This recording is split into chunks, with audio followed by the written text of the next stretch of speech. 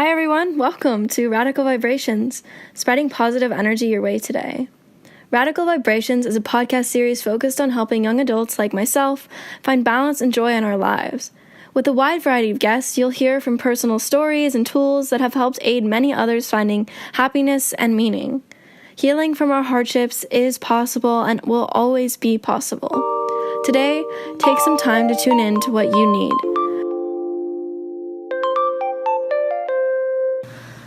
I'm your host, Victoria Tedrow, and our first guest will be Liz Engelbrecht, a sophomore here at James Madison University. Our topic is going to consist of queer identities and what it means to be confident in yours. So stay tuned to hear more about how you can support and be supported in the queer community. Hey, I'm Liz. I'm a sophomore here at JMU, and I use they, them pronouns. And this is our second round of recording this episode because we had a solid 30 minutes of talking and deleted it all. So hopefully... But stuff happens, and maybe this one will be even better. Maybe it will. Or maybe it'll end up being really, really bad. And you all will just have to remember that we had a good first round. We really did. And so the thing is, we had a really good conversation, and even if it wasn't recorded, I'm still happy it happened, but... And we're going to try to cover some of those points again now. Don't worry. You won't miss anything. So, Liz, could you explain a little bit more about your life as a student at JMU? Yeah, so here at JMU, I'm really involved with a variety of programs and organizations. I am part of the radio station here called WXJM. I am a tutor for student athletes, and there's another thing that I do, and I wholeheartedly can't remember. Astronomy club. I'm an astronomy club, yeah, that's something. And I also recently was elected the secretary of Society of Physics Students, but that is only because their secretary fell off the face of the earth. Well, and you're humble. Yeah, I really didn't do much to try to get this position, but still, it's a cool thing, and I'm really excited to be part of it. That's super exciting. Yeah. Do you want to talk a little bit more about the queer spaces you were a part of last year? Sure. Last year, I was part of the LGBTQ plus and Ally Education program, which is how we met.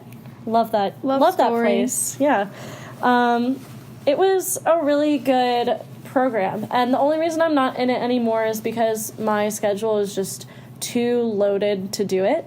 But if I had time, I would definitely be part of it right now. Yeah, it's a really awesome program. Yeah. You do have to volunteer 2 hours a week, but there are so many volunteers now, which is awesome. I think there's like 20 or something. Wow. Last year, there was only ever like 6 or 7 volunteers. Yeah. So literally like tripled in size, which is really nice to hear. And a lot of the hours now are a lot more lenient. There's a lot of different things that you could do. So if you go to JMU and you're looking for a queer space to find time to volunteer for, or just honestly hang out in the program space, definitely check it out. Also, I'm a peer educator, so basically it's part of the program as well, but we go do different educational programs to different classes about queer identities, and it's a really awesome space to learn more about yourself and to help other people learn too. So that sounds like a really good program.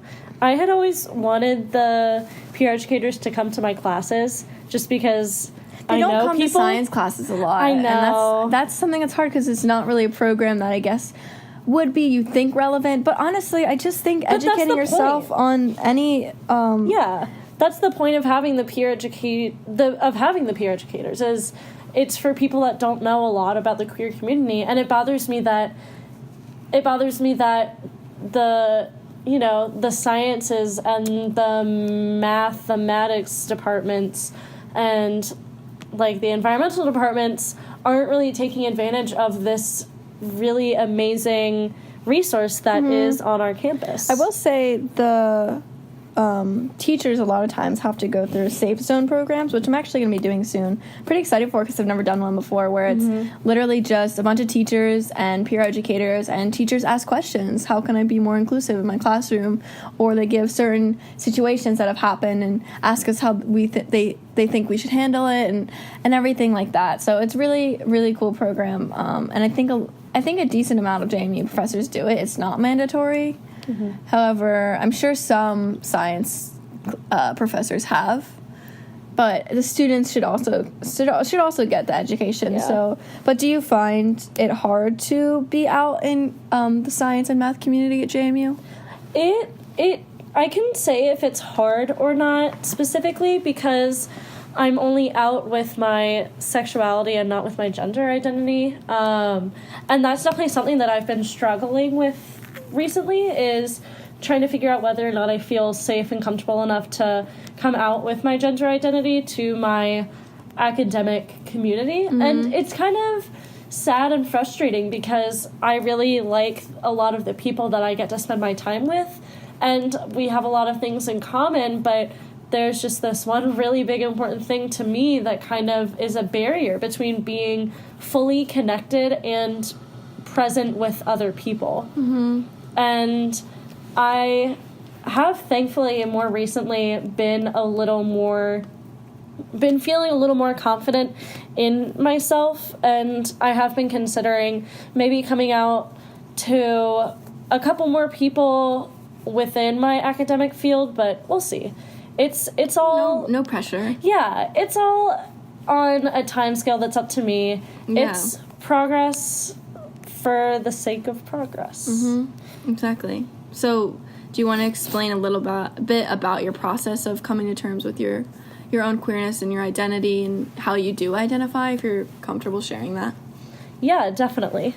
It has taken me a lot of time to learn about like the ways I'm feeling, I guess. Like to learn that the fact that I am physically attracted to not just men is acceptable and is a real thing and is valid. I think that's something that a lot of people struggle with, is that they think the way they're feeling about someone or about something is not allowed or is wrong. Yeah. Or just doesn't really exist for anyone else. Because I know that a lot of people say they knew they were trans but didn't have the language to identify it. And I think that might have been something that I definitely struggled with, because I never really felt like a girl, but I wasn't really sure what it was, so I thought I was just a tomboy. But then I learned that I didn't really have to be a girl, and the world just opened up to me. I figured out that I liked to use she, they pronouns when I was like 17, and then only when I was 19 did I start only using they, them pronouns. And do you think college helped you do that? Oh, wholeheartedly, yeah. I was way too scared to even consider not using she, her, at least partially, when I was in high school, because I had, A, never heard of anyone doing that, and B, didn't know how the world would react to that, and I didn't feel like dealing with that, and so I didn't dive into it. And it's not necessarily something that hindered my everyday living capabilities, if that makes sense. Like, it didn't really... Yeah. It didn't cause me existential dread. But at this point, where I've learned that I don't like she, her pronouns, like, only those, it kind of does affect me mentally. And that's definitely something that I'm still learning to cope with and learning how to address. I mean, LGBTQ plus youth and just LGBTQ plus in general struggle with higher risks for mental health, STI, substance abuse disorders, and like just overall mental health concerns and wellness. So, and a lot of that I think has to do with the lack of representation, and I think it's getting better. Yeah, and I it's crazy because in high school I did come out, but I didn't with my gender at all even really think about it too much, because there's this weird idea with being gay that, like, when you're gay, you can be more masculine, but you can still be a girl. Do you know what I'm talking about? Like, if you're butch, you're looking masculine, but you can still identify with she, her pronouns. And I think a lot of people are way more comfortable with that than with someone being androgynous and being a non-binary or a gender They or are. genderqueer person. But when I realized that was an option, I realized that that's something that people started to talk about and are, I was like, wait, this makes a lot of sense. Yeah. And it's the same thing you're talking about, Yeah. where when you start seeing other people, first of all, being confident in their identity and unapologetic is just so life-changing. Like, Yeah. there's so many people online that are trans or genderqueer or Asexual, and they're so confident and they're thriving. Yeah. And they're just beautiful humans. And it makes me so happy to see that, and makes me realize that I also can be that too. Yeah, and it's like, while we don't really want to have to live with, like, labels, it can be nice because without having language to express how you feel, you don't really understand how you feel. And so it's kind of, I think right now people are battling with that, because you don't really want to have to be known as, like, the gay person or the trans person. Yeah. But for that person, it could be very important because it helps them feel valid in their identity.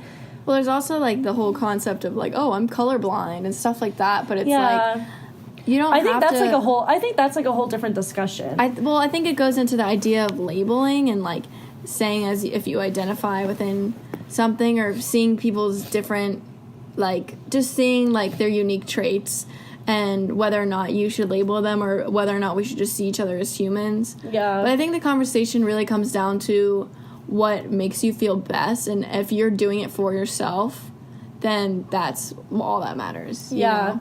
Yeah, and I think it's really interesting to see how, like, what we are, like, to see how the representation that we're raised with can really affect how we feel in the moment versus how we feel, like, in the future, you know? Because when I was young and didn't realize that I was queer, I didn't think very hard about the fact that there wasn't queer representation on TV. But now that I do realize I'm queer, now that I'm aware of it and comfortable with it, I realize and am mad about the fact that there is a lack of queer I also representation. wonder if I would have realized a lot sooner. Yeah. If it was there, I probably, because Yeah. I honestly, when I first started questioning deeply, was actually because I was watching this show about, it was called, like, Faking It or something on MTV. I don't know if you ever watched it. Faking It sounds familiar. but I never watched it. It was but about these two friends, and they were, like, pretending to be a lesbian couple or something for their prom court or something like that, and then the one ended up actually being gay. And I realized, like, do I have feelings like this for my friend? I'm kind of like the one that's gay, and it was like this whole, like, Yeah. mind-opening thing. And Yeah. I really do wonder if that representation had been there sooner, if it would have helped me come to terms with my identity sooner. And also, I didn't have too much trouble accepting myself, but if it was more normalized in society as a whole, it probably would just be easier to come out to family and friends. Yeah, and for me, it wasn't really.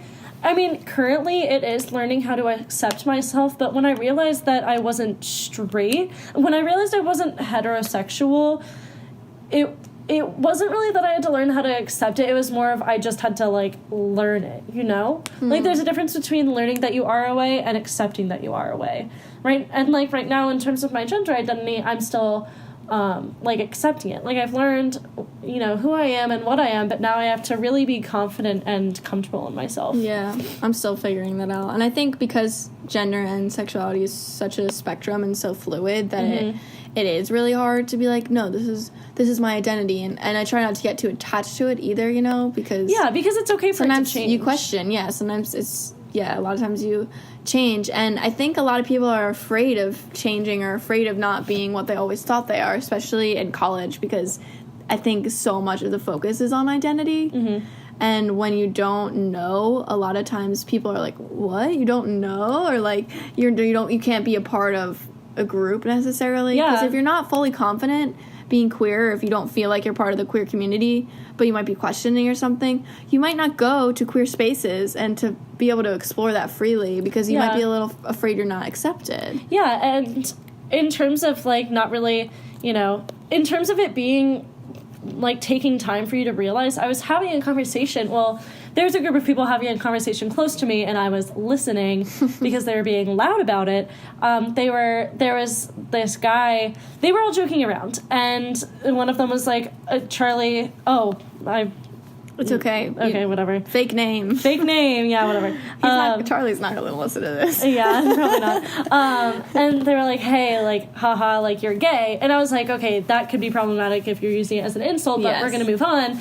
And then he was like, no, I'm not gay. Like, I've only dated women.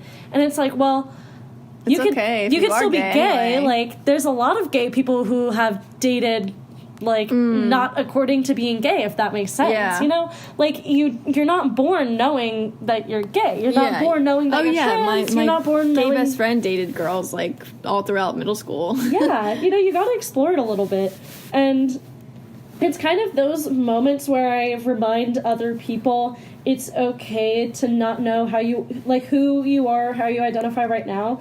That can definitely help me be more confident in my identity, and like really internalizing the validity and feedback that I give other people can help me. And taking time out of my day to sit back and reflect on how I've been feeling physically and mentally and emotionally, that can really help me as well.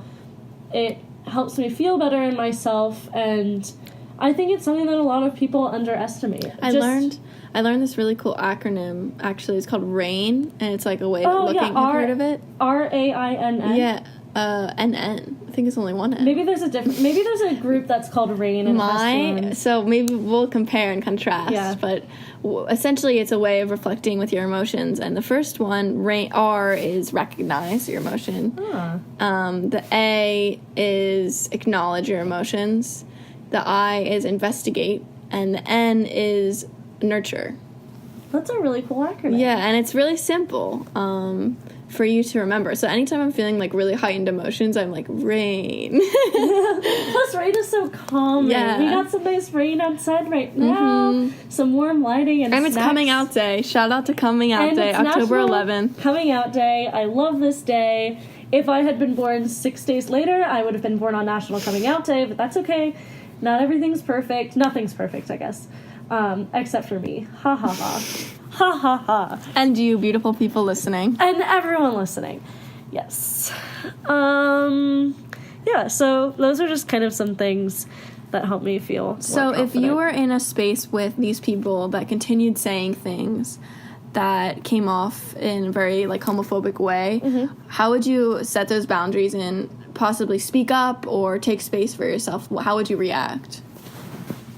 I think that if there was very apparent and obvious homophobia, transphobia happening around me, I would try my best to really feel calm but confident in myself and try to kind of unpack what those people are saying and try to get to the root of it.